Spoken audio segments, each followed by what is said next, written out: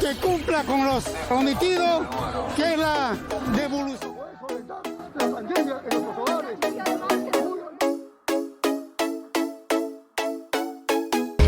Rosana Galesio, especialista en temas financieros, se encuentra con nosotros en la comunicación y es que es importante, muy pertinente conversar en este momento, Rosana, contigo sobre el cronograma de pago del mes de julio para pensionistas de la ley 19990. Rosana, ¿qué tal?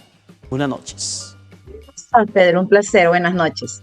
Buenas noches. Este cronograma de pago, detállanos por favor para la gente que en estos momentos está muy interesada porque ya llega el momento de cobrar o que el carrito pagador llegue a su destino.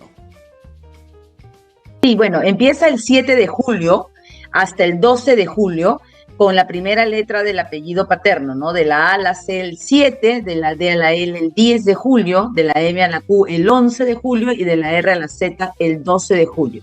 Recordemos que los depósitos de las pensiones se hacen en las cuentas que han consignado Banco de la Nación, BBVA, GNB, Scotiabank e Interbank.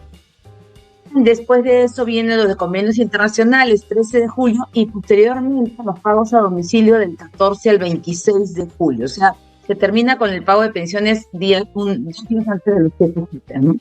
Claro, y aquellas personas que se encuentran, por ejemplo, con una discapacidad y que recién van a comenzar a cobrar su pensión, ¿hay alguna ventaja que tiene algún beneficio para el tema del cobro de ese dinero?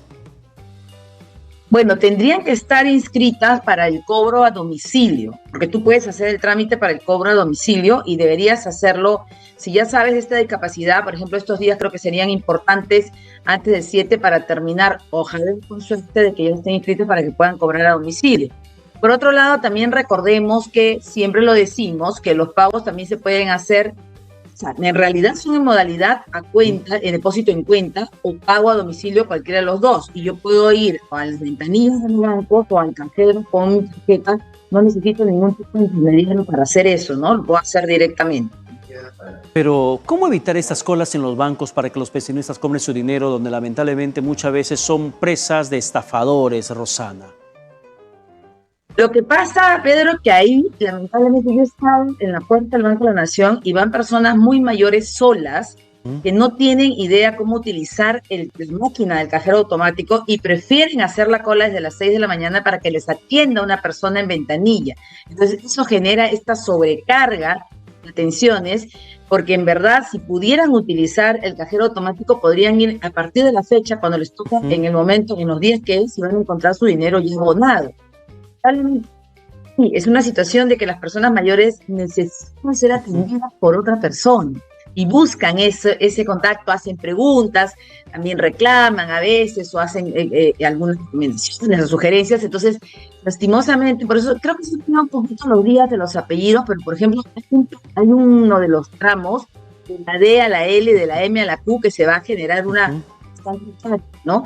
Entonces hay que tener mucho cuidado con eso. Yo recomiendo que, por ejemplo, desde ahora, acercar con un nieto, con algún familiar que me enseñe a utilizar el cajero automático y que ya después yo pueda ir tranquilamente y sacar. No necesito entrar a ninguna página web, no necesito que nadie me haga un trámite, ¿no?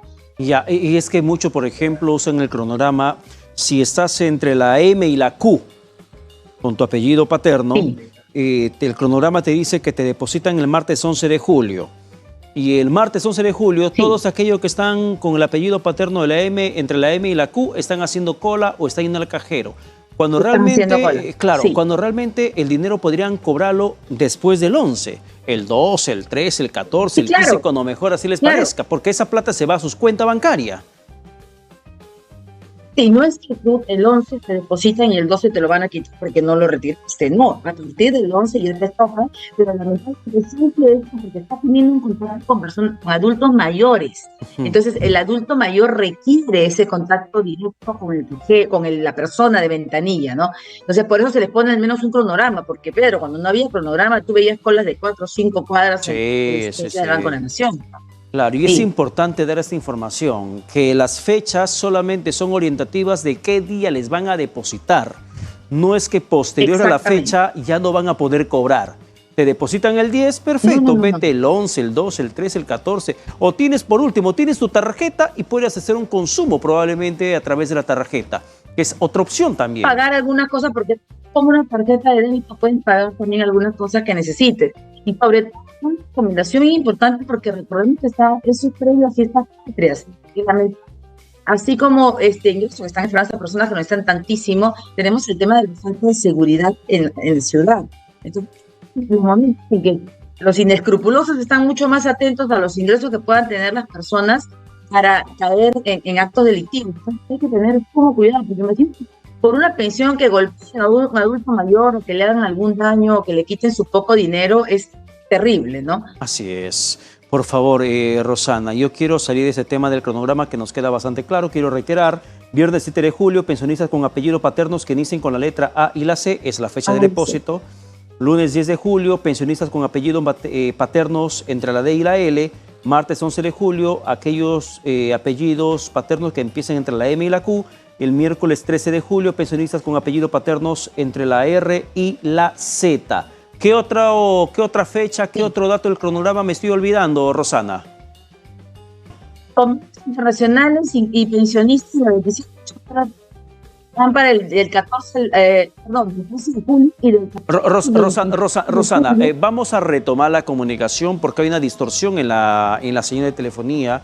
No te estamos captando muy bien justamente en esa parte importante de otras fechas que la gente debe tener en cuenta para el tema del depósito de la pensión. No es que es la única fecha de cobro de la pensión, pero creo que sí es una situación muy distinta cuando va con el tema de los carritos pagadores. Allí sí hay un tema de orden que se tiene que cumplir. Explícanos más, por favor, Rosana. A ver, ha habido cronogramas en el momento que sí te dicen que específicamente van a estar en esa fecha y que sí es, por ejemplo, el caso de los pagos a domicilio se programan del 14 al 26 de julio. O sea, si no fueron a tu domicilio hasta el 26 o no hubiese nadie cuando van, ahí sí hay un problema porque no van a regresar el 27, 28, 29. Entonces, hay que estar atentos en ese periodo porque ahí sí es abierto. Si inscrito para todo domicilio, tengo que estar atentos que en ese tramo vayan a mi casa a darme mi dinero, ¿no?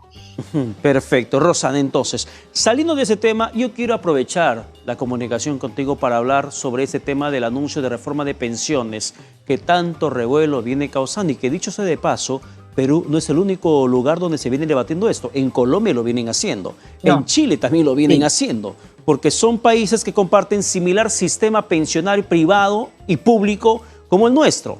Pero solamente que aquí en el Perú no nos ponemos de acuerdo, porque hay 4 propuestas y las 4 son distintas. ¿Cuál es tu lectura de esto?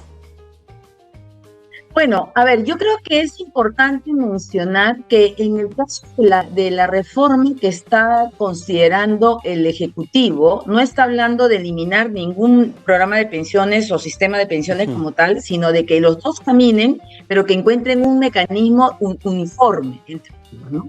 Por ejemplo, este tema de la no contributiva, por ejemplo, personas que son de extrema pobreza o de pensión 65 o de contigo.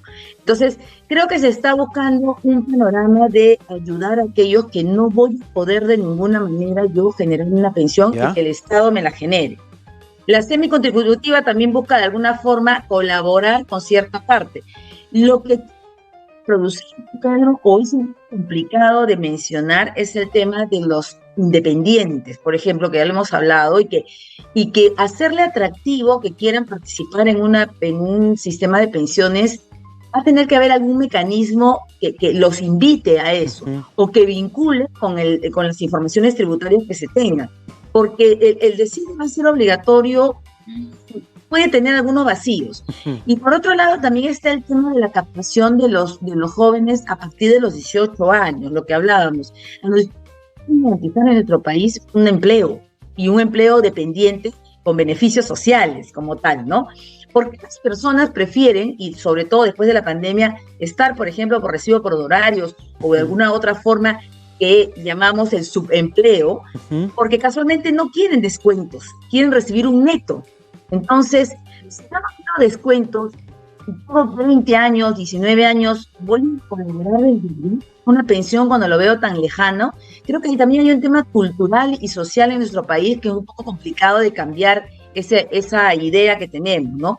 Y esa falta de credibilidad, esa reputación que se ha generado alrededor de los sistemas de pensiones en el país. Entonces, si los 40 más han terminado retirando sus fondos, ¿cómo es atractivo a un chico de 18 25 años?